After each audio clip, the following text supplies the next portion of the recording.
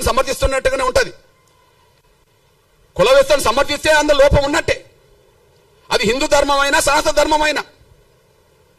కుల వ్యవస్థను సమర్థించకపోతే హిందూ ధర్మమే గొప్పది కావచ్చు, సనాతన ధర్మమే గొప్పది కావచ్చు. కానీ పురాతనమైన సనాతనమైన మన ధర్మం ప్రపంచాన్ని ప్రభావితం చేయలేకుండా పోయింది. కానీ ఇస్లాం ధర్మం మాత్రం ప్రపంచాన్ని ప్రభావితం చేస్తున్నది. ఈ దేశంలో మసీదులు లేని ఊరు కనిపిస్తుందా? ఈ దేశంలో చర్చిలు లేని ఊరు కనిపిస్తుందా? ఇస్లాం ఎక్కడ పుట్టింది, ఇవాళ ప్రపంచంలో ఏ స్థాయిలో నిలబడ్డది?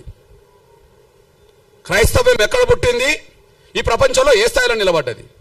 ఈ రెండింటికంటే ముందు హిందూ ధర్మం సనాతన ధర్మం అయినప్పుడు ప్రపంచాన్ని ఎందుకు ప్రభావితం చేయలేకుండా పోయినాం? మన లోపమేంటి?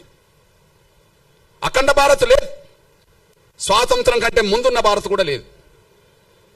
అఖండ భారత్ లేదు, స్వాతంత్రం కంటే ముందున్న భారత్ కూడా లేదు.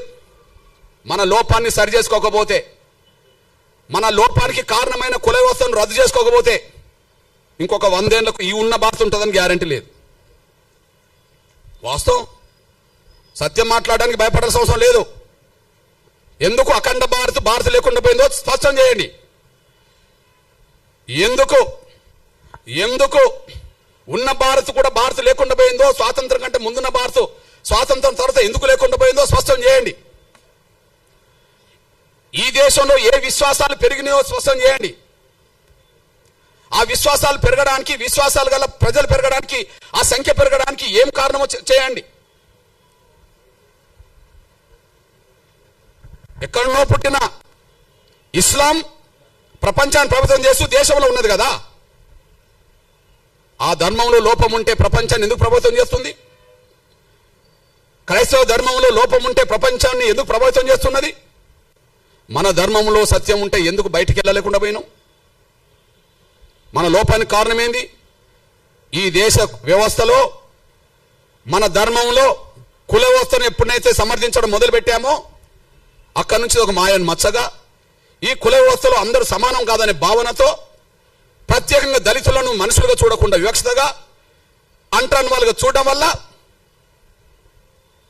ఎవరొచ్చి మా ధర్మం గొప్పదని ప్రచారం చేస్తే, ఎవరొచ్చి మా ధర్మంలో సమానత్వం ఉన్నదని ప్రచారం చేస్తే, ఎవరొచ్చి మా ధర్మంలో అసమానతలు లేవని ప్రచారం చేస్తే, అసమానతలు గురవుతున్న వర్గాలు సమానత్వం దిశగా అడుగులేయడం కోసం ఎన్నో మార్గాలు ఎన్నుకున్నారు.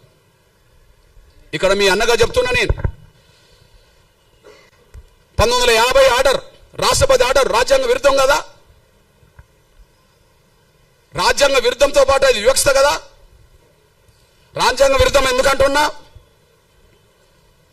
భారత రాజ్యాంగంలో ఆర్టికల్ 25 ఉన్నది కదా. ఆర్టికల్ 25 ఏం చెప్తుంది? ఈ దేశ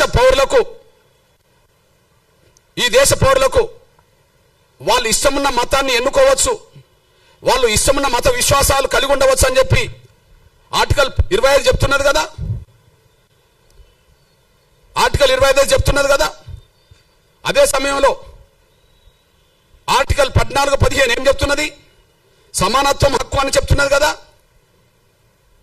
లింగ పరంగా, మత పరంగా, కుల